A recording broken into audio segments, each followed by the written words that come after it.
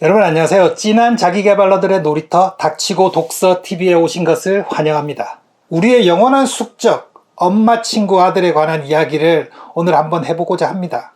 엄마 친구 아들은 어떻게 해서 생겨나게 되었고 현재 어디에 존재하고 있는지 여러분들 한번 생각해 보신 적 있으신가요? 오늘은 저와 함께 이 엄마 친구 아들이라고 하는 이 존재에 관한 이야기를 간단하게 짚어보겠습니다. 그럼 바로 시작하겠습니다. 대한민국에서 학창시절을 보냈던 사람들은 이 엄친아, 엄마 친구 아들에 대한 이야기를 수도 없이 많이 들었을 겁니다. 엄마 친구 아들은 서울대 갔더라. 엄마 친구 아들은 40 패스했더라. 엄마 친구 아들은 의사 돼서 병원 차렸더라. 이런 얘기 말이죠. 여러분들 많이 들어보셨죠? 저 또한 많이 듣고 살았습니다. 대체 왜 우리 엄마 친구 아들은 항상 고학력의 고스펙의 상류층의 직업만 갖고 있는 것일까요? 어디를 둘러봐도 내 주변의 동료들은 항상 저와 비슷하거나 고만고만한데 꼭 엄마 친구 아들은 레벨이 높습니다. 왜일까요? 대체 그들은 어디에 서식하고 있는 걸까요? 대체 그들은 무엇을 먹고 무엇을 입고 어떤 집에서 자랐기에 나를 가장 사랑하는 엄마조차도 입에 침을 튀겨가면서 친구 아들 자랑을 하는 걸까요?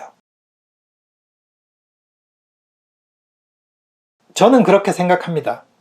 엄마 친구 아들이라고 하는 존재로 대변되는 자식에 대한 부모의 기대는 아주 오래전 홍길동전이나 심청전, 춘향전에서도 드러나고 있다고 생각합니다.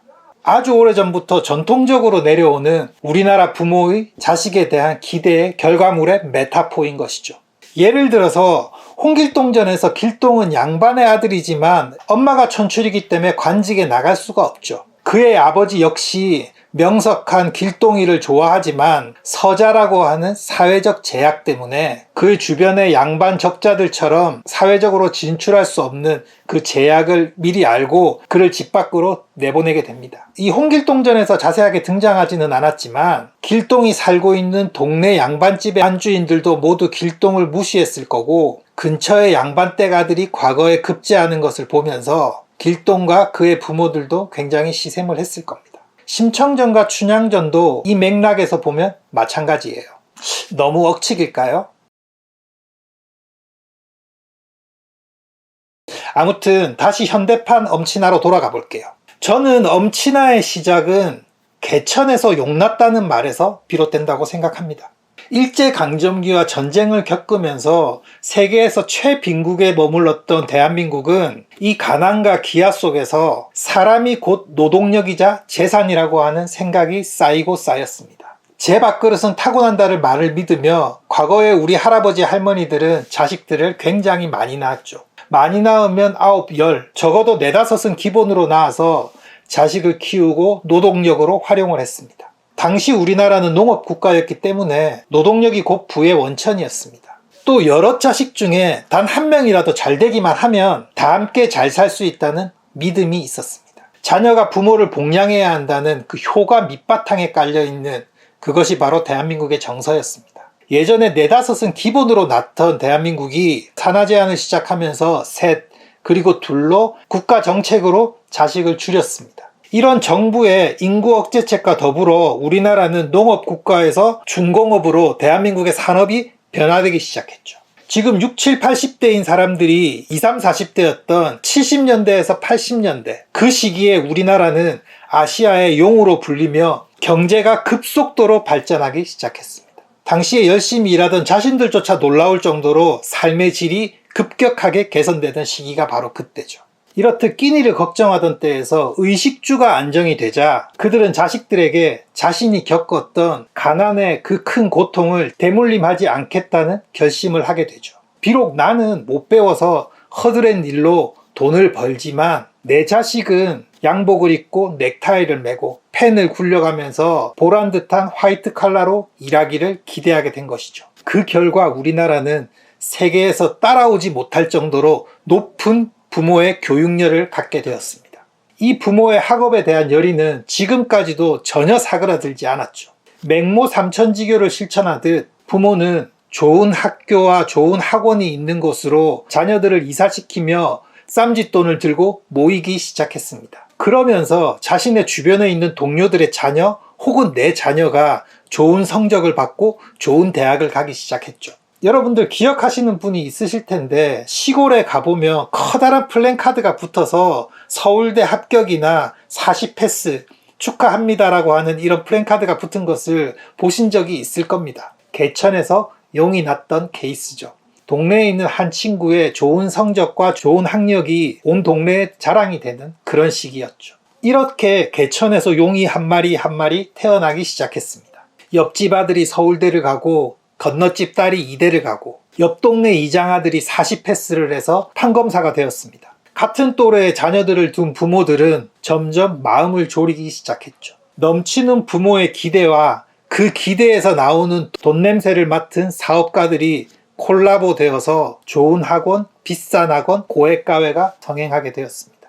이런 틀 안에서 거대 학원 기업이 탄생했고 대치동과 목동이라고 하는 학원의 메카가 탄생하기 시작했죠. 결국 대치동과 목동은 부모의 기대와 기대를 돈으로 바꾼 교육 사업가가 만든 커다란 시장입니다. 너무 나갔나요? 네. 이러한 거대한 교육 시장이 만들어진 결과로 문제를 잘 골라내는 쪽집게 강사가 수억 원의 돈을 벌어들이고 그들이 가르친 학생이 더 좋은 성과를 내는 꼬리에 꼬리를 무는 성공을 만들어냈습니다. 드라마 스카이캐슬이 그냥 나온 판타지 같은 이야기가 아니라는 것은 여러분들도 다 알고 계실 거라 짐작합니다. 사실 부모는 자식들에게 마냥 미안해만 합니다. 남들은 다 하는데 내 아이가 그것을 하지 못하면 그것은 다 부모의 재정적인 능력 탓이라고 생각하죠. 지금의 40대, 50대, 저와 비슷한 연배의 사람들은 자녀들이 다 수험생일 겁니다. 요즘은 초등학생부터 고등학생까지 전부 다 수험생이라고 하잖아요. 저 역시 위에서 언급했던 방식으로 열심히 공부해서 대학을 갔고 취업했습니다. 시대가 변했다고는 하지만 배우고 익힌 게 과거의 방식이라서 내 자식에게도 내가 해왔던 방식이 통할 거라는 생각에 자꾸 마찰이 생깁니다. 저도 저의 부모님과 똑같이 제 자식에 대한 기대를 가지고 있고 제 기대를 부담스러워하는 이 아들, 딸 사이에서 조금씩 보이지 않는 벽이 생긴다고 생각합니다. 사실 요즘 저는 입을 다물고 있어요. 입을 열면 자꾸 다른 사람과 비교하기 때문이죠. 제가 예전에 겪었던 저의 부모님이 저에게 했던 엄마 친구 아들 이야기를 저도 모르게 하게 될 것 같기 때문에 입을 다문 겁니다. 누구는 열심히 공부한다더라. 누구는 혼자서 척척 알아서 한다는데 너는 왜 그러니? 결국 부모의 생각과 부모의 입이 자식을 점점 벼랑 끝으로 내몰고 있지 않나 생각합니다. 자식을 다 길러서 결혼을 시키고 독립시킨 부모님들이 하시는 말씀이 있어요. 바로 너도 자식 낳아보면 알 거다 라는 말이죠. 그 말이 특히 요즘 저에게 많이 와닿습니다. 제 아이가 중학교 2학년이라서 더 그런 것 같아요. 또 할아버지 할머니가 손자 손녀들을 너무너무 좋아하죠.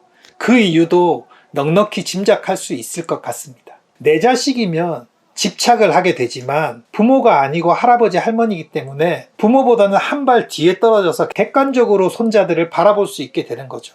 그러면 아이들은 마냥 사랑스럽기만 합니다.